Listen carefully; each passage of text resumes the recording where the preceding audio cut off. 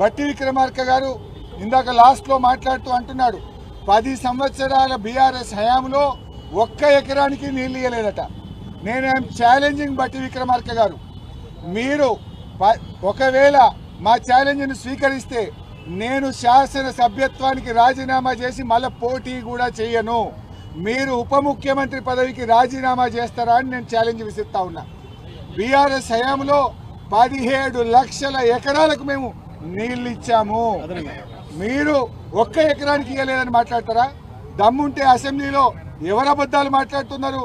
మళ్ళీ అంటాడు మొత్తం బీఆర్ఎస్ తప్పుడు మాట్లాడింది. తప్పుడు మాట్లాడడం మీరు, ఒక్క ఎకరానికి నీళ్ళు ఇవ్వలేదని అబద్ధం ఆడింది మీరు.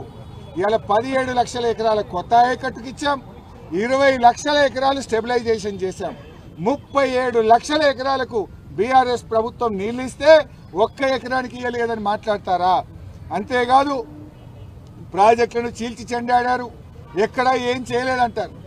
ఎక్కడైతే ఉమ్మడి ఆంధ్రప్రదేశ్లో అంతర్రాష్ట్ర వివాదాల్లో ఇరికిచ్చారు, నీళ్లు లేని చోట ప్రాజెక్టులు కట్టారు, ఎక్కడైతే వైల్డ్ లైఫ్ ఫారెస్ట్లో ఇరికిచ్చారో వాటిని రీఇంజనీరింగ్ చేశాం, ఎక్కడైతే ఇబ్బంది లేదో వాటిని కొనసాగించాం.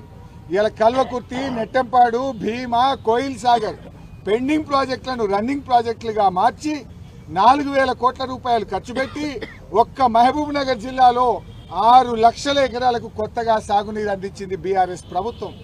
ఈ రకంగా మేము రాష్ట్రంలో 17 లక్షల ఎకరాలకు కొత్త ఆయకట్టు ఇచ్చాం. అబద్ధాలు చెప్పేది మీరు, ముఖం చెల్లక మేము చెప్పేటువంటి సమాధానాలకు, మేము అడుగుతున్న ప్రశ్నలకు, మేము చూపిస్తున్న ఆధారాలకు తట్టుకోలేక మా మైక్ కట్ చేశారు. 38 మంది ఉన్న బీఆర్ఎస్ పార్టీకి గంట టైం ఇస్తారా? ఏమి ఇంత కాళేశ్వరం కమిషన్ మీద నిన్న మేము అసెంబ్లీలో అడిగాం, అసలు ఈ సమయంలో వరదల గురించి మాట్లాడదాం, ఈ సమయంలో ఎరువుల కొరత గురించి మాట్లాడదామంటే లేలే వరదలు కాదు, బురద రాజకీయం, కాళేశ్వరమే మాట్లాడతామన్నారు. అయినా కూడా ఓపికగా ఇవాళ మేము అటెండ్ చేస్తే కనీసం మాట్లాడడానికి కూడా అవకాశం ఇవ్వలేదు.